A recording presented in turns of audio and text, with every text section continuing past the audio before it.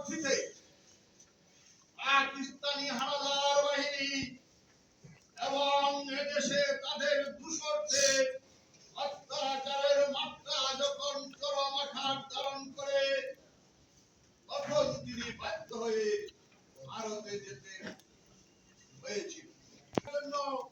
আজীবন সংগ্রাম করে গেছেন।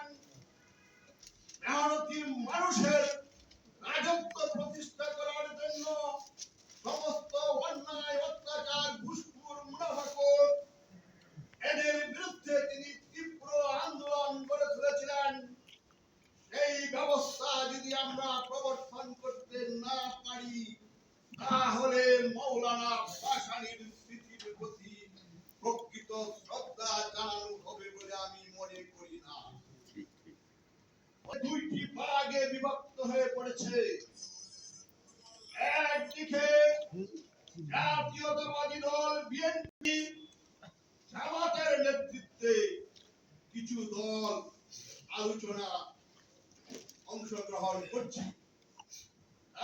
আগামী নির্বাচনে আমাদের সঠিক সিদ্ধান্ত নিতে হবে আমরা কোন পথে যাব। আমি অন্তর থেকে বিশ্বাস করি বাংলাদেশের স্বাধীনতার স্থপতি মাওলানা আব্দুল হামিদ খান ভাসানী।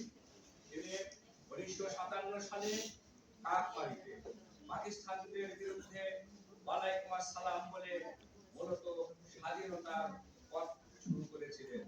আসলে যদিও এটি ঐতিহাসিকভাবে, কিন্তু আমি মনে করি ব্রিটিশ বিরোধী আন্দোলনে মাওলানা ভাসানী যে স্বপ্ন নিয়ে গিয়েছিলেন, প্রথমে ভারতীয় উপমহাদেশকে স্বাধীন করা, দ্বিতীয় পর্যায়ে পাকিস্তান নামে একটি রাষ্ট্র গঠন করা, তৃতীয় পর্যায়ে বাংলাদেশ উর্দু ভাষা চালু করার চেষ্টা করা হয়েছিল। সেই সময় একটি ভাষা আন্দোলন নামক সংগ্রাম পরিষদ গড়ে উঠেছিল। সেই সংগ্রাম পরিষদের মাওলানা আব্দুল হামিদ ছিলেন।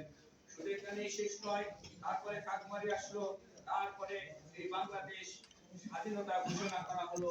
মাওলানা আব্দুল হামিদ খান ভাসানী তার অনুসারী থেকে বাংলাদেশের স্বাধীনতা যুদ্ধে ঝাঁপিয়ে পড়েছিলেন।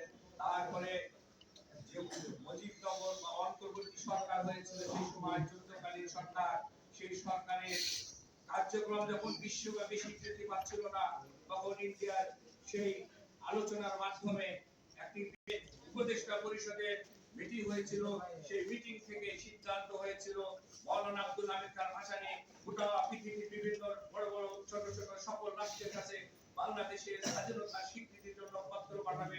সেই অনুসারে মাওলানা ভাসানী পৃথিবীর বিভিন্ন দেশের কাছে এই বাংলাদেশের স্বাধীনতা স্বীকৃতির জন্য তিনি অনুরোধ করে আবেদন পাঠিয়েছিলেন।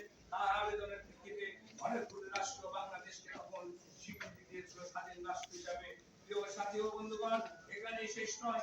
মাওলানা ভাসানীর দুর্দর্শী রাজনৈতিক কারণে ভারত মনে করেছিল যদি মাওলানা ভাসানী বাইরে থাকে, তাহলে বাংলাদেশের ইতিহাস বদলে যাবে, ভারতের স্বার্থ উদ্ধার হবে না। তারা সুযোগ বুঝে মাওলানা ভাসানীকে